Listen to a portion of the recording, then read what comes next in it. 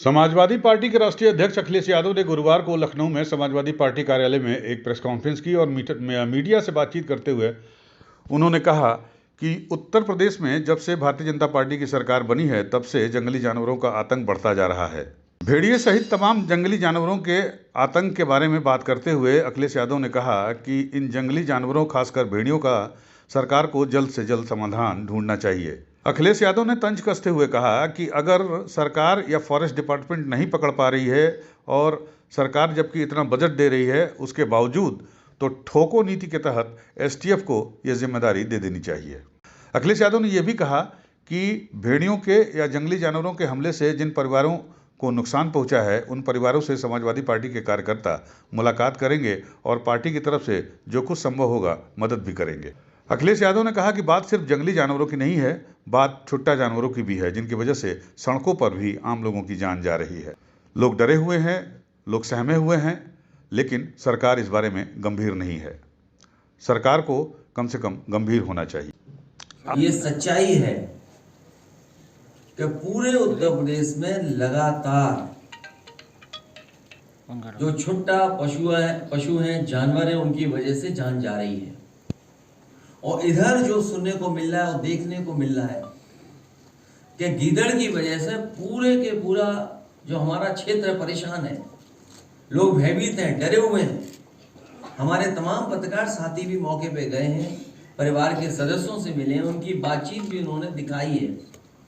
और सरकार अभी भी गंभीर नहीं है, क्योंकि वाइल्ड लाइफ मैनेजमेंट पे जो खर्चा होता है या समय समय पे जो सूचना मिलने पर सरकार खर्च करती है, आखिरकार वो अरबों रुपए का क्या हुआ पैसे का?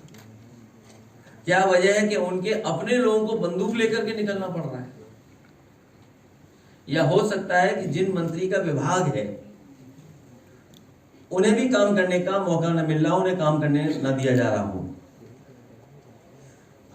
इसलिए हमें उम्मीद है कि इन भेड़ियों की समस्या का समाधान सरकार जल्दी ढूंढेगी और इन भेड़ियों को नहीं पकड़ पा रहे हैं तो ठोको नीति के तहत एसटीएफ को भी ये जिम्मेदारी दे दी जाएगी।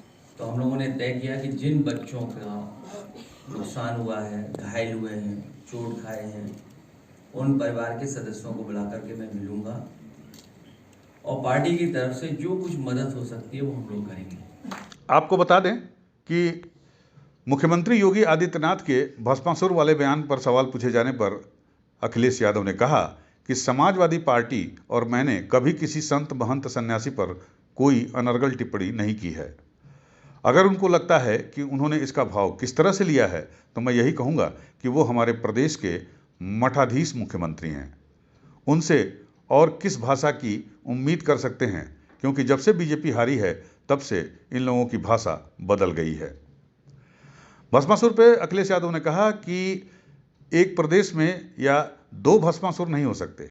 बीजेपी पहले अपना भस्मासुर ढूंढ ले, क्योंकि अपने भस्मासुर की वजह से वो उत्तर प्रदेश में हारी, अब वो हरियाणा और महाराष्ट्र में भी हारेंगे। समाजवादियों ने और खासकर मैंने कभी किसी संत, किसी अपने महंत, किसी सन्यासी के बारे में कुछ नहीं कहा। अगर उनको लगता है कि वो शब्द ऐसा है जिसका भाव वो किस रूप में ले रहे हैं, तो हम तो ये कहेंगे कि हमारे उत्तर प्रदेश के मुख्यमंत्री नहीं है, वो मठाधीश मुख्यमंत्री हैं। और फिर मठाधीश मुख्यमंत्री से उम्मीद भी क्या करोगे आप? इसी तरह की भाषा की उम्मीद करोगे? और ये एक दिन से नहीं हुआ है। जब से बीजेपी हारी है तब से कुछ संतुलन गड़बड़ा गया है। वन नेशन वन इलेक्शन पर अखिलेश यादव ने कहा कि ये एक बड़ी साजिश है हमको आपको उलझाने को। उन्होंने कहा कि केंद्र सरकार महिला आरक्षण बिल भी लेकर आई थी। क्या महिला आरक्षण लागू हो गया है? वन नेशन वन इलेक्शन की कमेटी की रिपोर्ट के बारे में उन्होंने कहा कि 18,626 पन्नों की ये रिपोर्ट है और इसे पूरा होने में 191 दिन लगे हैं, यानी एक दिन में लगभग 100 पेज। अब आप इसी बात से अंदाजा लगा सकते हैं कि इस मुद्दे पर इस कमेटी के मेंबरों द्वारा कितनी चर्चा हुई होगी। अखिलेश यादव ने कहा कि दरअसल ये भारतीय जनता पार्टी की रिपोर्ट है, one nation one election one donation. Akhilesh Yadav ने माफिया से समाजवादी पार्टी के गठजोड़ के बारे में कहा कि उत्तर प्रदेश सरकार को पहले टॉप 10 माफियाओं की सूची जारी करनी चाहिए और बताना चाहिए कि वो किस दल में हैं। अखिलेश यादव ने कहा कि ये पहले मुख्यमंत्री हैं जिन्होंने खुद के मुकदमे वापस ले लिए हैं। वक्फ के मुद्दे पर अखिलेश यादव ने कहा कि किसी के धार्मिक अधिकार पर सरकार को हस्तक्षेप नहीं करना चाहिए। साथ ही साथ अखिलेश यादव ने यूपी एसटीएफ के बारे में भी सवाल उठाए। उन्होंने कहा कि एसटीएफ में सबसे ज्यादा जौनपुर के लोगों की पोस्टिंग हो रही है और ऐसा क्यों हो रही है वो इस बात का पता लगाएंगे। 18,626 पेजेस की रिपोर्ट थी ये, वन नेशन वन इलेक्शन, और लगभग 100 पेजेस प्रतिदिन का आंकड़ा है अगर हम हिसाब किताब लगाएं तो।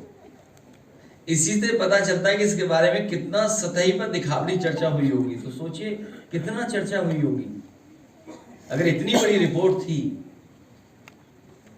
18,626 पेजों की, तो क्या चर्चा हुई होगी उस पर। उत्तर प्रदेश सरकार को कम से कम टॉप 10 माफियाओं की सूची जारी करनी चाहिए।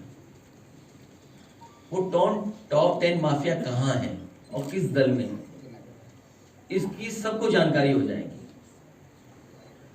मुख्यमंत्री जी पहले मुख्यमंत्री हैं जिन्होंने अपने मुकदमे वापस लिए हैं, और कितने गंभीर मुकदमे लिए हैं, कितने गंभीर मुकदमे लिए हैं, ये हमारे आदरणीय माता प्रसाद पांडे जी सब जानते हैं उनके बारे में। यूपी न्यूज़ 9 के लिए लखनऊ से इजहार अहमद की रिपोर्ट।